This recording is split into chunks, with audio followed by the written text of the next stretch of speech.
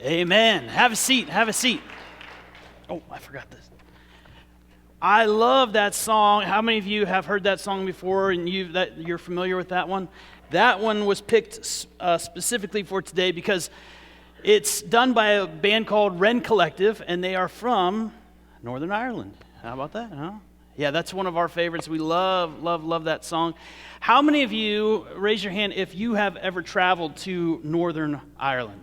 Anybody? We've got a few hands up. Nice. Yes. Look, we wanted to take today to just celebrate this incredible trip that several of our students got to experience, and to thank you for your generosity and in how you have financially supported them, how you prayed for them before leading up to the trip and beforehand and during the trip.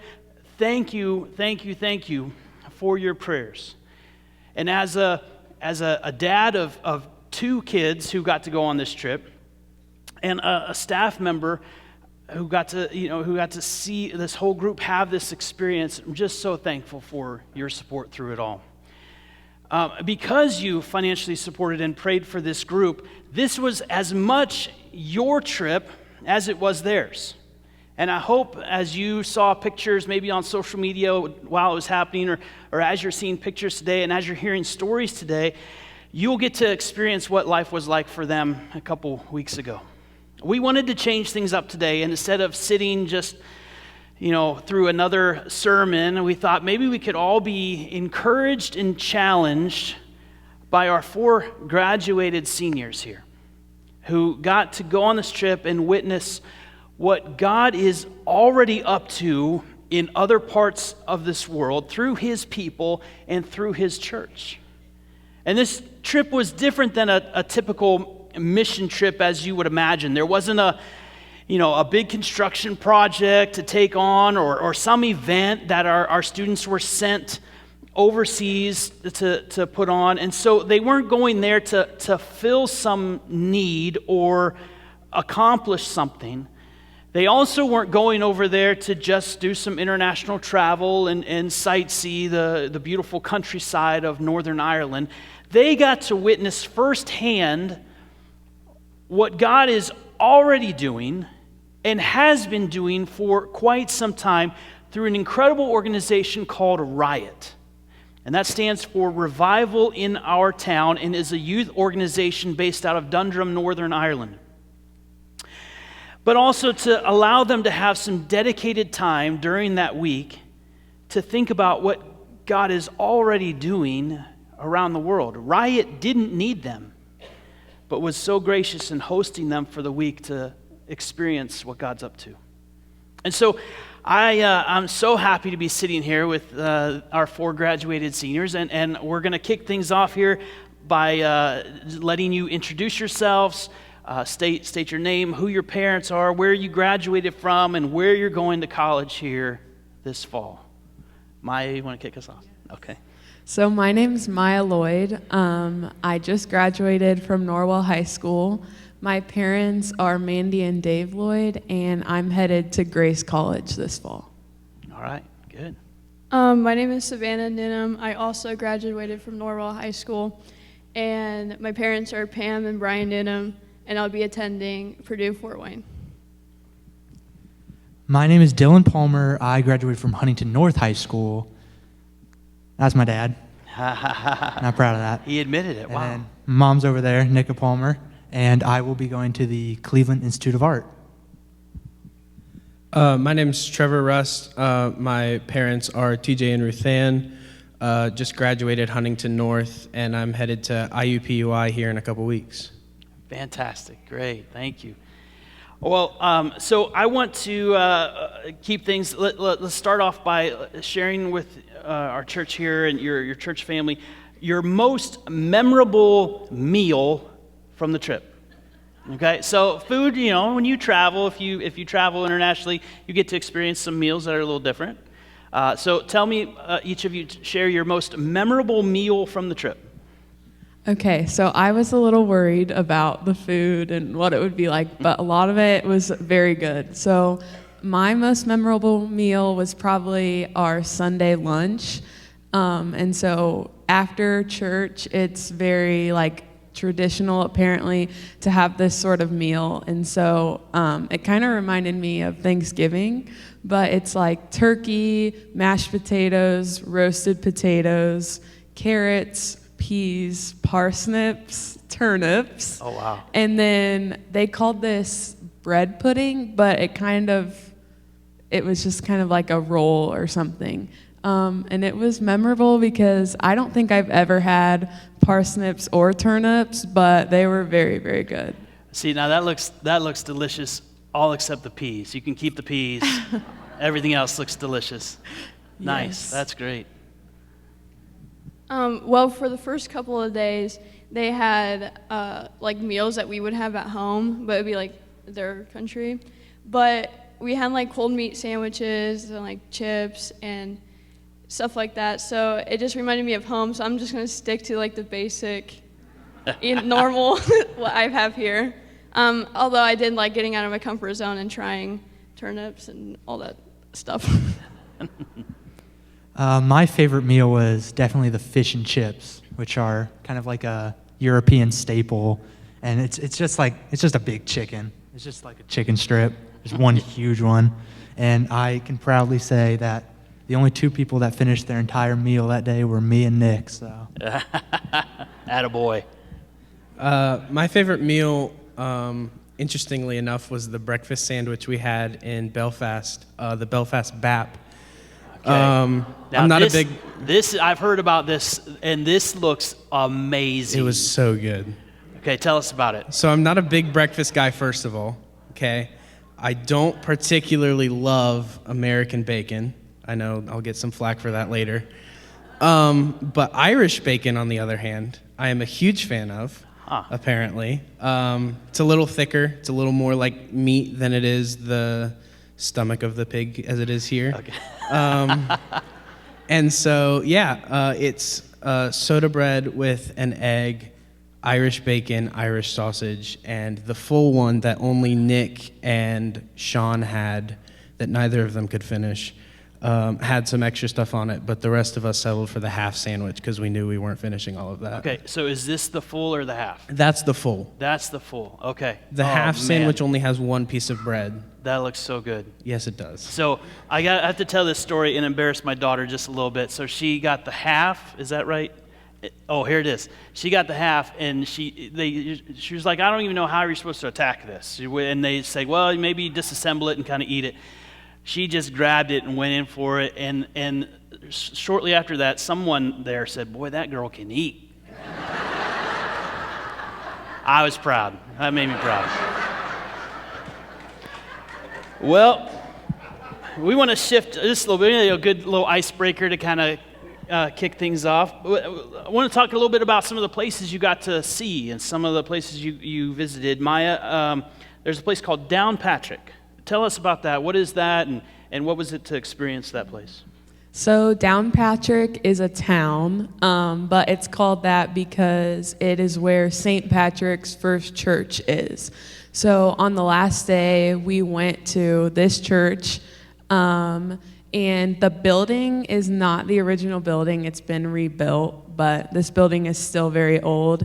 And it was the first church in Ireland, the first Christian church that was started, and it was actually in 432 AD. Wow. So we actually got to go in there. It's very beautiful inside, but my favorite part was we were all just kind of sitting in there and looking around, and I don't know whose idea it was, but we were like, we should sing something. So then Richie, our group leader from Riot, he started playing the song It Is Well, and we all just were like singing, and our voices filled the whole room, and it was so cool because not only were we sitting there singing that, and it sounded really cool just because of the acoustics and everything, but I was just thinking how people thousands of years ago were in there worshiping the same God, and that was just a really cool moment for me, especially because the places we have here are not near as old, just with that kind of history. How cool to be a part of something that, and that I know that's not, you said that's not the original church, but that place from 432, you said. Wow. Yes. Now, you mentioned your group leader, Richie. Yes. Tell everybody who Richie is, because he's kind of pretty significant for your trip. So Richie is in charge of Riot, the youth center that we served at, which we'll talk a little bit more about. But he basically led our whole trip. He drove us everywhere. He's the one who told us what to do, scheduled our events. We often didn't know what we were going to do, but Richie was going to take us there and we were going to do it. So, yeah. Awesome. Dylan, this next question's for you. You got to see a lighthouse, correct? Yes, we did. I think it was St. John's Lighthouse, I want to say. The lighthouse, very boring. Don't care about that. But it was the kind of view and the rocks around it. As you can see, it was kind of like just this big stretch of a bunch of rocks that the tide would kind of come in and cover and then go back out. And we got to go at it at low tide, so we got to kind of explore, climb on the rocks, get out. And it's like the view is amazing when you get all the way past the rocks. And it's also even way better because you have to earn the view. It takes like 10 minutes to get across just like a couple hundred yards of rocks or something. And it's just like, I talked to Nick earlier and I was like, just being out there, just like only you can see like the waves and the sky, and it's like staring at the face of God. I got a good prayer out there when I was just kind of alone. It was a really good time. That's awesome. Now, correct me if I'm wrong, there was an incident with a seal here, correct? No, that was at 12 Arches. It was just a beach. There was a seal we found, yeah. There was a seal incident at a different beach. Yes. Well, maybe we'll talk about that later. Yeah. I don't know, but okay, that wasn't here. All right. Trevor, tell me about Tollymore.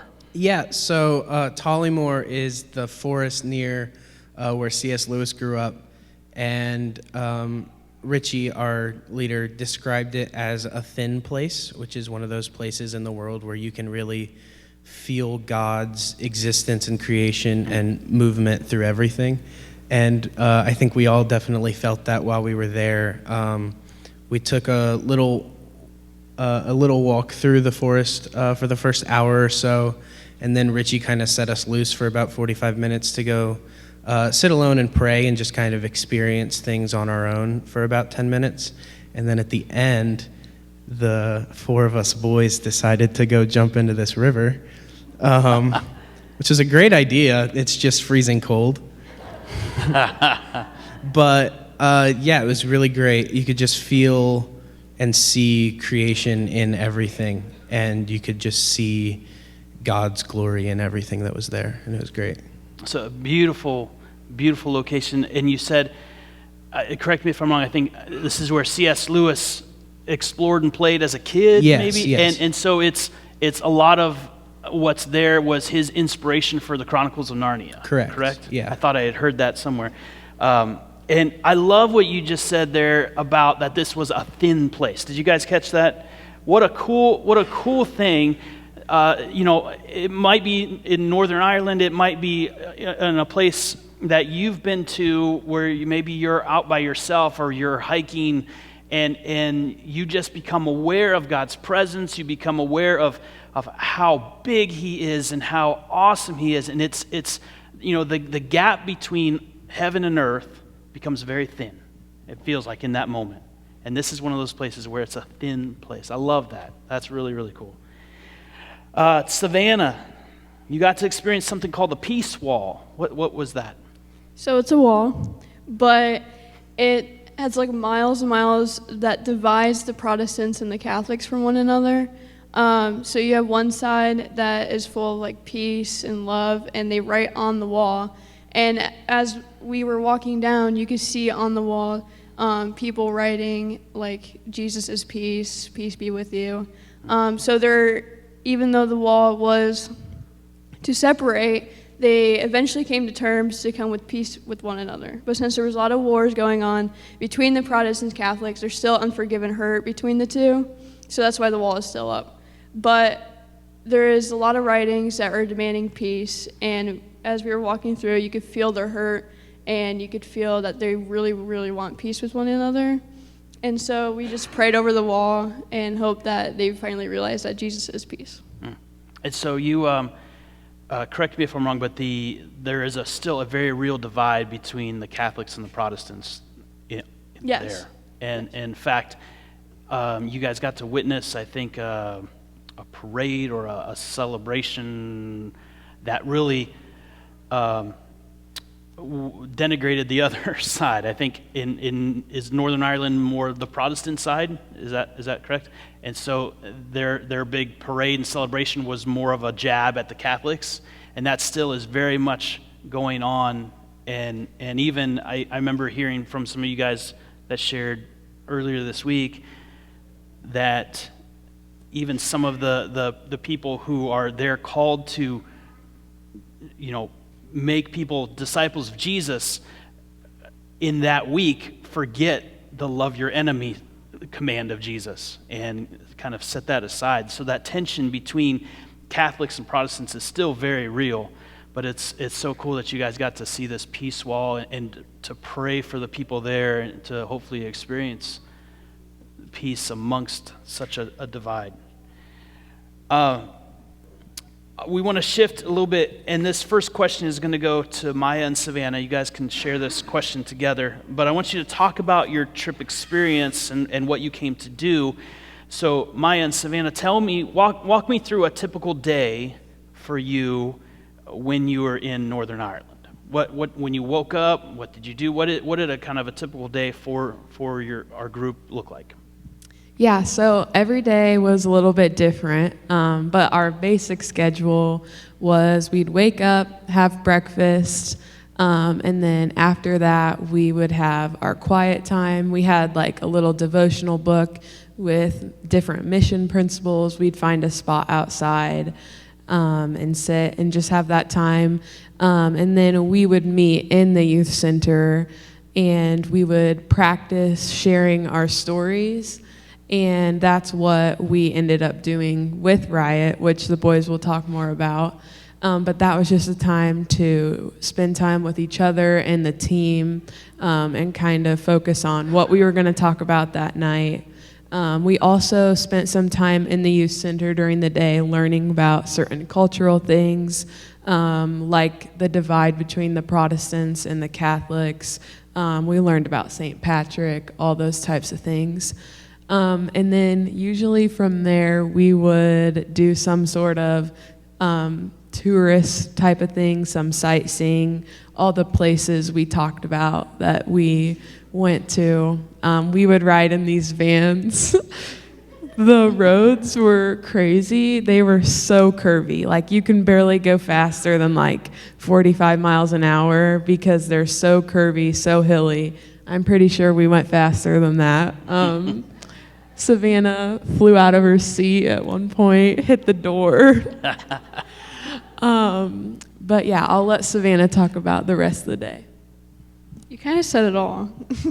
But yeah, we would wake up, have breakfast, do a devotion. But then it depends on the weather because it rains every single day there and it doesn't stop. But it does stop, but it rains constantly. So it depends on the weather, depends on what we do for the day. One of the days we worked on our testimony, and then other days we went out and we enjoyed the weather, which we went to like Tollymore, we went to like the Peace Wall, Belfast. So that was basically the typical day before we went into Riot, which was the rest of the evening. So as the pictures are scrolling, you may notice there's a couple other students in the group that aren't from our group. So there were how many more? There were 3 other students that were there. Four others that were a part of this group, but they weren't MCC kids. So there was one girl, like who is that next to Sydney? That's Annie. She is the CIY's people that were their daughter. So she got to enjoy the trip as a student as well. And she's from Idaho, is that right? Yeah. And then there were 3 others from Anderson, Indiana, that met you in Chicago, and then you flew together over there. Yep. So there are a couple others that were a part of our church, but that were a part of this week and this group. All right, so Dylan and Trevor, we want to shift to the evenings at Riot. So it wasn't so much a wake up and you're engaged with Riot and you're engaged with the kids that are there. It's not so much that. It's more their programming happens more in the evenings, right? Yeah. So tell us more about that. What was a typical schedule for you as in the evenings as you're working with Riot? Well, at like 6, we'd get together, pray for the evening, and 6:30, right? That's when we kind of started. All the like under teenage age kids would come in. So I think like maybe 5 to 12 would come in, and then they had a bunch of games. They would put big pieces of paper out on tables you could draw on. They had board games. They had a big football pitch, but really soccer. And then, so that's what most of the guys did for with the kids. We played a lot of football, I guess. I'll call it football. Yeah. And there's also like swings. There's just like a little kind of playground. It was just like, there's also ping pong tables, a bunch of stuff for the kids to kind of do together, and we just got to kind of hang out with them. And then I'll let Trevor talk about 7:30 when the high schoolers came. Yeah, so they have their school system in primary school and secondary school. So the gap's a little different than it is here for us. They cut it at about 12, and then that's when you jump into high school. So it's kind of like when you had lower and upper high a couple years ago before we were born. Not to make any of you feel old, I'm sorry. But when the older kids showed up, it was a lot less playing around as much as it was just kind of hanging out and talking and just kind of getting a feel for how their lives are going and how God's working through them. And there were a couple cultural differences that we weren't necessarily ready for when we were there, but I think as a group and as a whole, we adapted quickly and kind of were able to get past some of these things that might have kept us from getting closer to these kids, and really got to see and tell God's story through us and through them, and just kind of really show these kids what God's doing in the world. And so we would kind of hang out for about an hour, and then we'd get called in to the youth center lower room, and 3 kids per night would share their little snack of a testimony about just a God moment for them in their life. And then after that, we'd go hang out for about another 30 minutes. And then we'd all gather around again and worship for a good 15, 20 minutes. And then they'd head out, and we'd pack up for the night and get ready to do it all again the next day. So that was kind of the schedule for every night of the week. They would have worship and hangout time, and there's something every night. Yep. So what was the youngest age that you saw come? I don't know. Elementary? Probably, Yeah, probably about age kid? 1st or 2nd grade, Okay. I'd say. Yeah. And then all the way up to all the way senior up high school? to probably about, I think, 20. Okay. Yep. Okay. That's awesome. So a couple of you mentioned this as you were sharing, but I want you to talk about sharing your God moment story. So Richie encouraged you guys to come up with a time to share, just a moment in time, a God moment that you could basically tell someone about, a quick elevator pitch almost, as to why God is important to you and why you can see him working in your life. And that was a little bit different than what you guys anticipated, wasn't it? Because I think you all went into this week and even prepared months in advance to share your whole story, this grand epic of what God did from when you were wee little to your current age. And yet you were caught off guard a little bit, because that's not exactly what Richie was wanting you to share. And so I want you to talk about going into that moment, what it was like during that moment, and sharing that God moment with the kids of Riot, and then even talk about after the moment when you shared, and maybe some conversations that you had with some of the kids there. How did that stretch you? And you don't have to share what your God moment was, but just talk about that whole experience and how that really shaped you and stretched you that week. Yeah, so we, like you said, weren't expecting the type of story that we were sharing. And so the first couple of days were a little rough, especially because I'm kind of a planner and I get like expectations in my mind. And then when those are changed or things don't go as I expected, it kind of can be frustrating. And so another cultural difference that I was not ready for, and loved all the people there. This is nothing against them. It's just a difference. And you don't realize it until you leave. But we are very like nice and like, oh, don't say that. Like that might hurt their feelings. But they are very straightforward, which can be a really good thing that I probably need to be better at doing that sometimes. But I wasn't ready for that. And so I wasn't even one of the first ones to share my story. But just to hear Richie, and he meant it all in a fantastic way. And they were things we needed to hear, and it ended really well. So I don't want to give anyone a bad picture of that. But for me, it was just kind of like, oh my gosh, like, don't say that. Or He's kind of blunt. Yeah. And so I kind of had to learn how to adapt to that. And even though those moments weren't the most fun, it kind of showed me how I react to criticism or when things don't go my way. And so even though those moments aren't always the most fun, I mean, no one likes to be molded and shaped because oftentimes those processes are hard. And so it was. But sharing my story ended up going really well, and it was really freeing once I finally did it.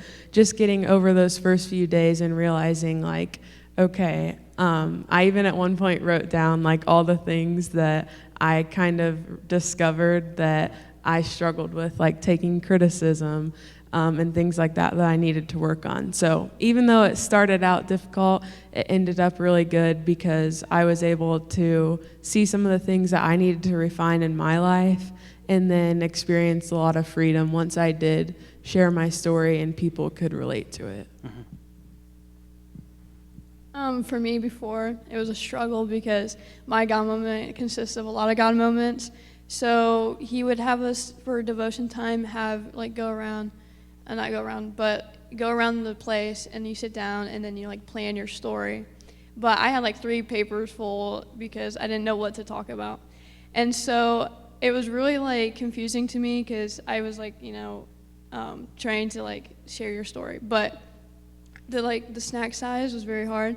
So when we went on a hike to like a 2-mile hike, even though we were focused on not dying, but I enjoyed walking with like Hannah, Aaron, and Samantha, and we all I basically asked them like, what should I share? What do I need to share and stuff. So just having that time of like fellowship beforehand for them to help me and see what I need to talk about and like narrow it down to like a really good God moment was really helpful going in. And then once I shared it on the very last day before we left. So unfortunately, I didn't really get to have conversations with the students afterwards. But I did, once I got over that, it was very freeing. Awesome. Dylan, what was it like for you? It was a very interesting experience. I went first. Nick kind of signed me up for that, but I didn't really get that time to kind of plan it out, so I wasn't super kind of well-spoken when I was giving it, and we weren't expecting to kind of get critiqued on what we were saying by Richie, so it was a bit jarring, but I think it was mostly stuff like maybe don't talk about like your stages of life by your grades because that doesn't transfer because they have different grades. So it was fair, but it was kind of like unexpected and a little bit hard to deal with, and that was kind of just an interesting experience without any planning. It was kind of off the cuff, and when it finally got time to share it in front of like all the people at Riot, I kind of just like zoned out. It was like, just get it done, don't worry about it. And then when I did, it was a relief, but for the wrong reason. It wasn't like, oh, I finally got this off my chest. It's freeing, but it was more, I'm done. I don't have to worry about it anymore. Yeah. And I didn't really feel like I got a reaction from anybody, but until later in that week, and I kind of saw how it kind of like worked through a lot of the people in our group, and like people mentioned to me like they kind of saw God through me this week, and also it was just what was I gonna say? Well, it was just kind of like a cool experience to kind of get that reaction, even though it wasn't immediate, and I kind of felt like, oh, that didn't land. Somebody mentioned you have no way of knowing what your story did in that group, so that was kind of nice to know, because I didn't feel like it did anything, but I honestly had no idea, and so it was kind of reassuring, and I did get to see later in the week what it did, and it kind of encouraged me to share my story a bit more. I shared like kind of a 50,000 foot view of it at a worship night. Some people might have remembered that, but so it's kind of, it was an encouraging thing in the end.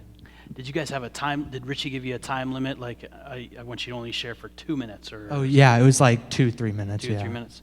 I've heard it said like the phrase "judge each day not by the harvest that you sow, but by, or judge each day not by the harvest, but by the seeds you plant." Mm-hmm. And so you may not see the benefit of what your story, how it encouraged someone else, but as long as you're planting those seeds, you're doing what God wants you to do. Yeah. Trevor, what was it like for you? Well, so the first day that we're sitting in Riot preparing to share just with our own group, kind of working things out, I was sitting there like, well, I don't know which direction I want to take with this. I don't know. I could go about 3 different ways, I suppose. And Dylan goes, and Richie critiques him very bluntly, and I'm like, oh crap. I don't know that I could handle that one right now. So he tried to get me to go last that day, and I was like, nuh-uh.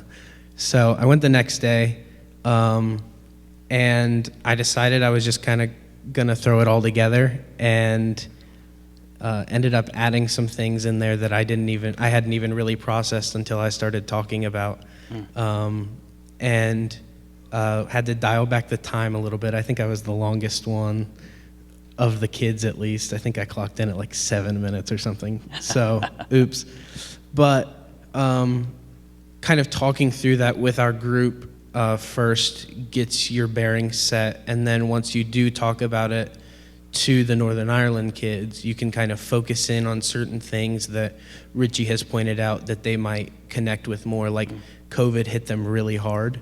And so anything from that year in school where things were a little weird, and anything after that, they're really going to get a lot out of, as opposed to growing up going to church and a bunch of that other stuff. Not that that's not important, but just knowing your audience and kind of adapting to that was really cool for him to let us know about. And then after, I could just kind of see some kids like in their facial expressions being like, wow, I've been there. That's jarring for them and for me, just to see that these experiences aren't isolated across the pond between us and them. And then watching the kids as other people were giving their stories was really cool. Seeing their reactions and their expressions was really interesting. That's fantastic. What a great exercise to go through, you know, for you to really think about, okay, I only have maybe 2 or 3 minutes with somebody. I can't tell them, you know, how God transformed my whole life. I've got to narrow it down and talk about just a God moment with them. How do I really focus in and say what I want to say and say it clearly? I mean, it's really a challenge for all of us to, I mean, if we are to talk about our faith to our coworkers and to our other family members, or to our other people in our spheres of influence, do we have something worked out in our head to be able to talk about that with them for just a short couple minutes? I think that's a great exercise that you guys got to go through, and it sounds like it did stretch you. It maybe wasn't what you expected, and you received some critiques afterwards that maybe was hard to hear, but it stretched you, and it was such a good exercise. I'm glad you guys got to do that, and I think it challenges all of us to make sure we're in the same boat. Now, the four of you are graduated seniors, and you also are getting to hear from the other four students that are undergrads who are sharing different elements of the trip as well. But I want you to, something that you just can't understand unless you go on a trip like this is the relationships that are formed between you as a group. And I remember I got to do several mission trips as a high schooler, and I remember coming home afterwards just missing the other people on the trip so bad. You spend all week with them. You're some of the deepest friendships that you will ever make could be because you shared this experience together. And so I want you to take a second to share a story about something you witnessed or something that stood out to you about another member of our group.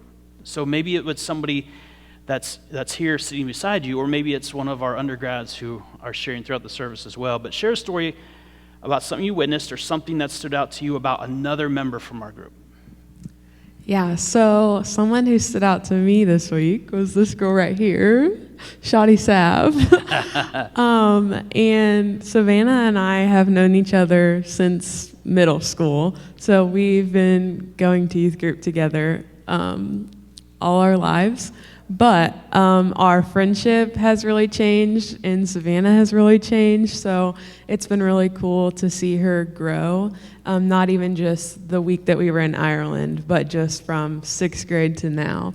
And so I've heard Savannah's story a couple times before, but just to see her share it in a new setting in front of a ton of people that she doesn't really know was really cool. And Savannah's story is really powerful and very unique. And so just seeing her share it with so much confidence and just so much positivity that I don't know that I could have after having that kind of story was just really cool and just surreal to sit there thinking like, wow, I know who Savannah was in 6th grade, and it's so cool that she's come this far just to be talking in front of people, and not only that, but sharing a story so powerful. So I really enjoyed seeing that, and just the funny times I got to spend with her. We walked on the beach together, and we were both about to pee our pants the whole time, but we still had like a mile left to walk, and we're like going over stones. So I just enjoyed the deep parts and the fun, lighthearted parts with Savannah this week. Awesome. Thanks, Maya. One of the things that is Dylan over here. I never really talked to him much at all, and he eventually started saying good morning, Shadi Sav, every single morning. I'll wake up and he's like, good morning, Shadi Sav, and then go to the bathroom and we never talk again. But but like seeing him, because he's grown up here with me at church in middle school, so I've seen him grow in so many ways. Like, okay. Well, I've seen him grow in ways because he was like the same boat as I am when I was in middle school. I was very like shy. I didn't really fit in. Too many like sporty kids. Too many like I didn't really fit in. And so seeing him come out of his comfort zone and being the first to share to Richie and being the first to share his testimony and then being first to just step up in general.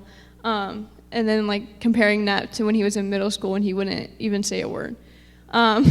So like seeing that part really inspired me. And then before we went on the Ireland trip, we did a service project and like we painted like a porch thing.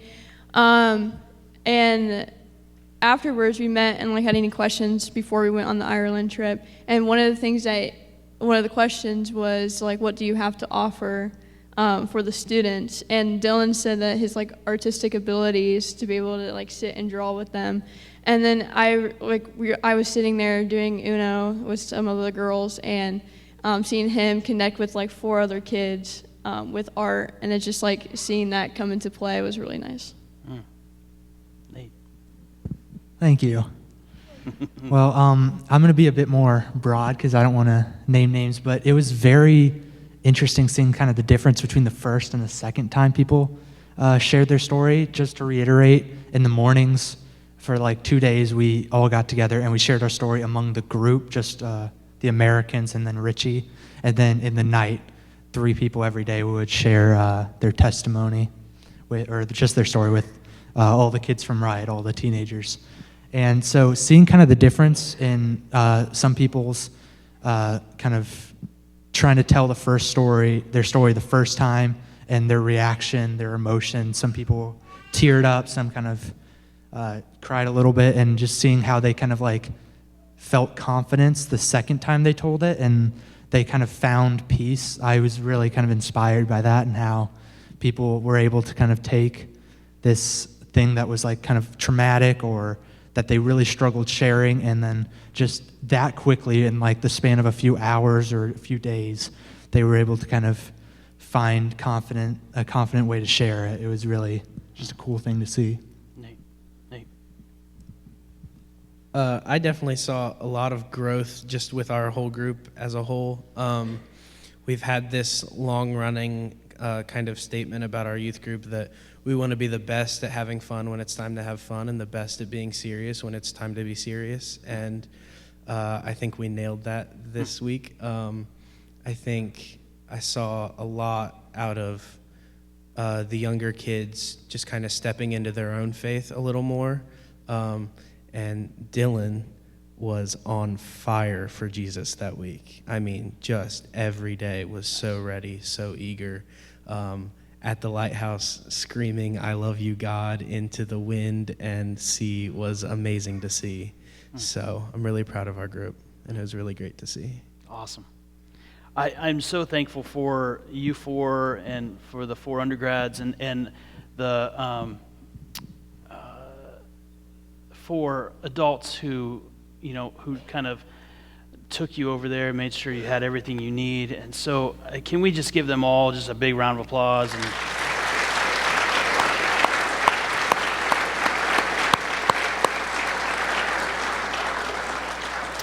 it's always so incredible to think about how all over the world right now, faithful followers of Jesus are meeting to worship. They're meeting to be encouraged. They're meeting to be a part of something so much bigger than themselves.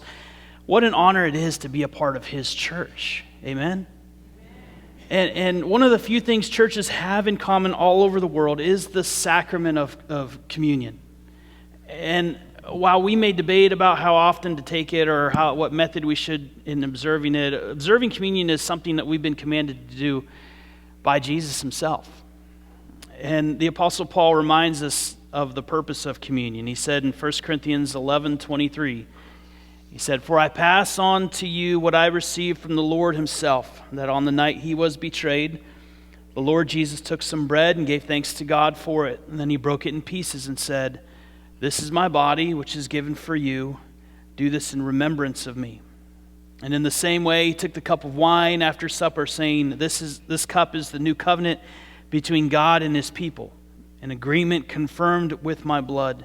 Do this in remembrance of me as often as you drink it.'" And then Paul says this, "For every time you eat this bread and drink this cup, you are announcing the Lord's death until He comes again." Not just here in America, but in Northern Ireland and all over the parts of the world. Every time you eat this bread and drink this cup, you are announcing the Lord's death until He comes again.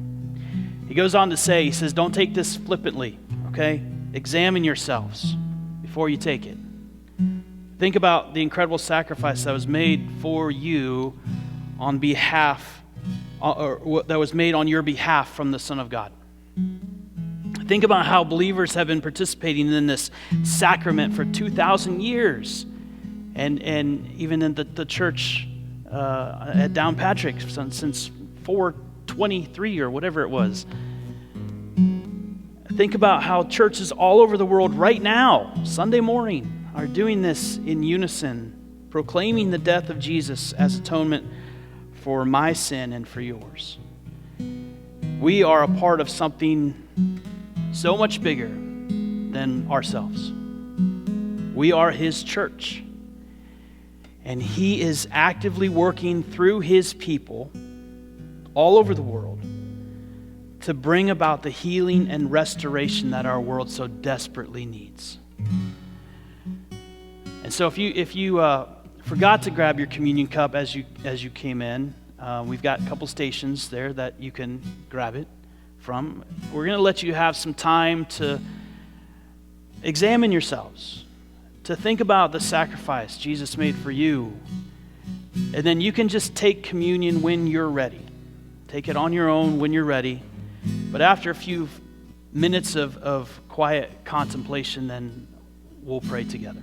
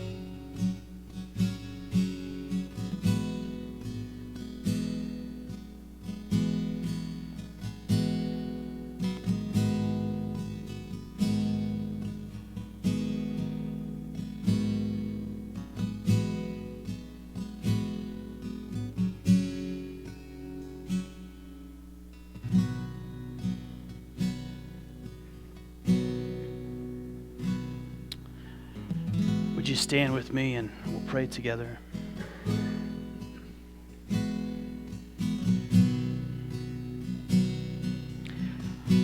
Father, thank you for what you're already doing. Forgive us when we doubt that. Forgive us when we think that you've left us or abandoned us or are not doing anything anymore and we're just alone. Forgive us in our doubts. But thank you when you remind us that you are actively working all over this world. That you are in control. That you know everything about us and still love us. Thank you for your grace. Thank you for Jesus. He is all we have to stand on, and I know that He is all that we need. And so as we think about the incredible sacrifice made for us, I just want to say thank you. And as we sing together and worship and close out our service and wrap things up, thank you for how good you are. It's in Jesus' name we pray. Amen.